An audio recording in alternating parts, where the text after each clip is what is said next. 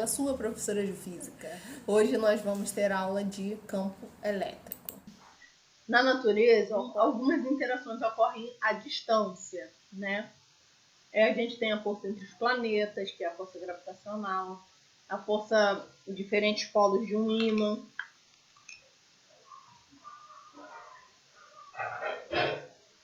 os diferentes polos de um ímã, né? Os diferentes ímãs. E também temos a força coulombiana, que é o que a gente já estudou. Que a gente já estudou que ocorre entre dois corpos carregados. Essa interação à distância, a gente considera que quanto maior essas cargas, tanto a questão do ímã, quanto maior a massa, quanto maior a carga elétrica, maior é a força entre esses corpos. Ao redor de cada carga dessa surge um campo, que é uma outra grandeza física. Então aqui a gente tem um limalha de ferro e quando a gente aproxima aqui, a gente consegue ver que a limalha, ó,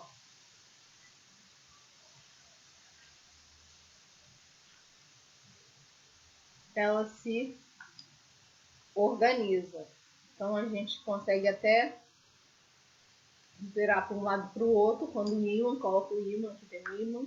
Então quando eu coloco um ímã aqui embaixo, na foto aqui no desenho a gente consegue ver essas limalhas. Esse aqui é um ímã diferente do que eu tenho aqui, tá? Meu ímã é assim, então surge umas linhas de campo que são diferentes ao redor de cada carga dessas, de cada interação que ocorre à distância, surge aí um campo. Nesse desenho aqui eu escolhi algumas linhas de campo para representar aqui, tá? Campo elétrico, assim como força, também é um vetor. Tem direção, sentido e intensidade, que é o valor, quanto que vale. E a gente usa corpos bem pequenos, que a gente chama de cargas pontuais, para estudar melhor os efeitos que não dependem do formato do corpo. Então a gente vai estudar a princípio, primeiro, cargas pontuais. A carga está toda concentrada em apenas um ponto. E é isso que a gente chama de carga pontual, tá? Então nessas cargas pontuais, a gente tem o campo na direção radial, tá? Então forma um raiozinhos assim. O sentido depende da carga elétrica, então a carga negativa a gente chama de sumidouro, na carga positiva a gente chama de fonte, porque daqui saem as linhas de campo e a partir daqui entram. Então, por exemplo, se ele pegar um ponto aqui, se eu pegar um ponto a uma certa distância da carga, nesse ponto aqui o campo vai estar apontando para dentro, né, na direção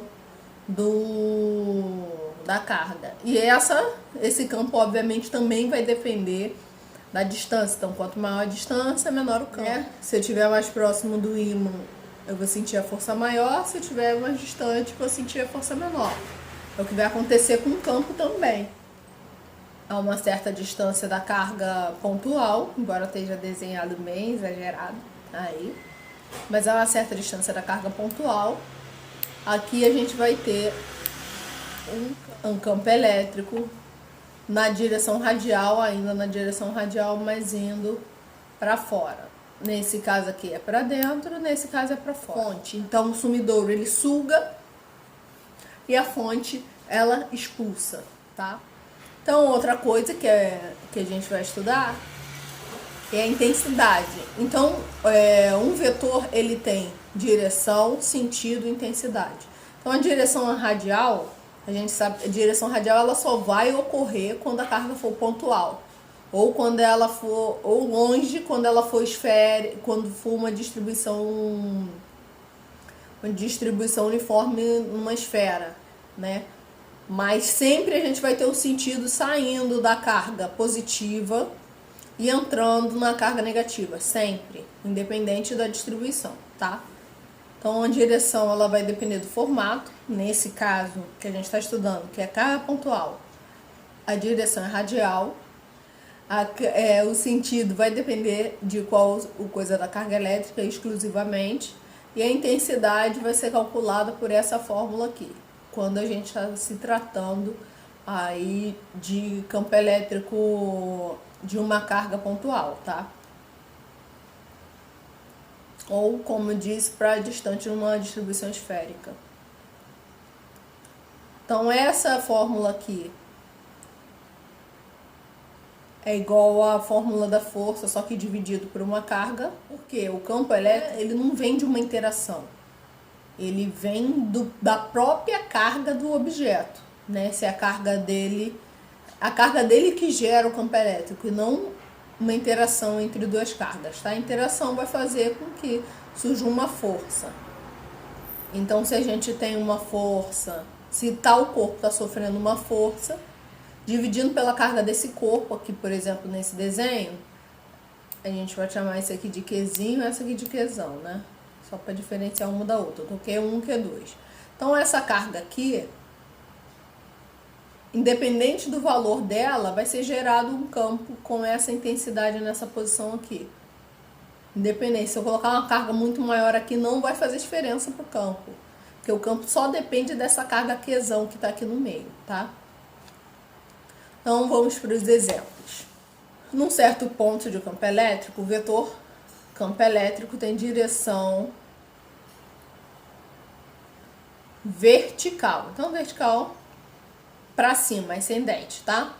Intensidade 4,0 vezes 10 elevado a 5 Newton por Coulomb. Essa aqui é a unidade de campo elétrico, já que você pegou a força e dividiu pela carga, então vai ficar Newton por Coulomb. Quando se coloca uma carga pontual de menos 6 microcoulomb nesse ponto, ele fica sujeito à ação de uma força elétrica. Determine as características dessa força, faça um esquema. Então, características é direção, sentido, intensidade. Primeira coisa que a gente vê aqui é o sinal da carga. Se a carga elétrica é negativa, a direção da força e do campo é a mesma, mas o sentido da força vai ser oposto quando a carga é negativa e vai ser o mesmo quando a carga é positiva. Nesse caso aí a gente tem a força com sentido oposto, já que a carga é menos 6 microcoulomb, está escrito aqui. A intensidade da força a gente pode calcular usando a fórmula. Pegou essa fórmula aqui, passou o quê? Para o outro lado, multiplicando. Vai ser Q vezes E é igual a F.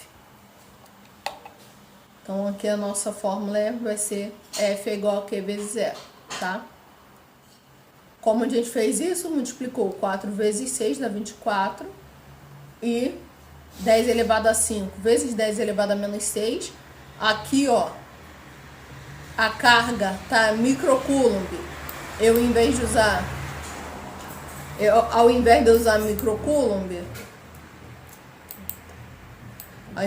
microcoulomb, eu vou usar 10 elevado a menos 6, vai ficar 10 elevado a 5 vezes 10 elevado a menos 6, repete a base, somos expoentes, 5 menos 6, menos 1. Então vai ficar 24, 10 elevado a menos 1, a força vai ficar igual a 2,4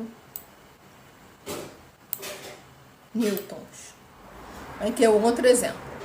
O vetor campo elétrico do campo gerado por uma carga pontual tal, então essa carga pontual aqui, ela gerou o vetor campo elétrico de intensidade 2,0 vezes 10 elevado a 5 newton por coulomb. Num ponto P. Então eu tenho uma carga. Ah, tá bom assim, bonitinho. Eu tenho uma carga e tenho aqui num ponto que eu chamo de ponto P, esse campo elétrico. A carga aqui é positiva. Se a carga é positiva, tá saindo. Aqui é a direção do campo elétrico. Essa aqui é a carga Q situada a uma distância D do ponto P. Show? E aí ele dá o valor aí da constante. Nem sempre a gente precisa usar a constante. Vocês viram no exercício anterior que eu não precisei usar a constante nem nada. Muitas vezes quando a gente vai pro vestibular, a gente acha que tá tudo errado porque a gente não tá conseguindo o resto dos valores, entendeu? Mas aí a gente tem que pensar em todas as relações que a gente estudou e não só em uma. Não só na fórmula direta do campo elétrico, tá? Pois é, o mais difícil desse exercício é descobrir qual o valor da distância D. A intensidade da força que age sobre a carga de prova, então tem aqui o valor da prova colocado no ponto P. Então a gente sabe o valor do campo elétrico no ponto P e vamos utilizar a relação entre força e campo elétrico, tá? Igual a questão anterior que a gente fez, é a mesma coisa.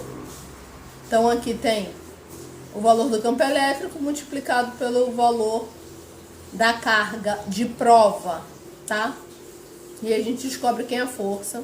2 vezes 1, 2, repete a base, somos expoentes da 10 elevado a menos 2 newtons. Então essa aí dá a força. Na questão 3, a direção e sentido dessa força comparados com a direção e sentido do vetor campo elétrico no ponto P. Se essa carga aqui é uma carga positiva, logo a força elétrica vai dar aqui na mesma direção. Qual o valor da distância D? Então a gente tem que usar a fórmula aqui vamos ter que usar um pouco de manipulação algébrica. O ideal é que você faça primeiro a manipulação da fórmula e depois substitua. Depois passei o D multiplicando para o outro lado e esse aqui dividindo, então ficou D ao quadrado igual a K vezes Q dividido por E. D, aqui está ao quadrado, eu passo a raiz, então fica raiz de KQ sobre E. Aí sim, depois que eu peguei essa fórmula, eu posso substituir, tá? O K é 9 vezes 10 a 9, dado no enunciado do problema, tá? A carga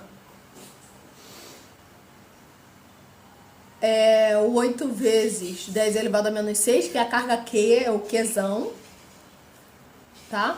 Dividido pelo campo elétrico gerado naquele ponto, naquela distância. Então, o que você quer descobrir é qual é essa distância aqui entre Q e o ponto P.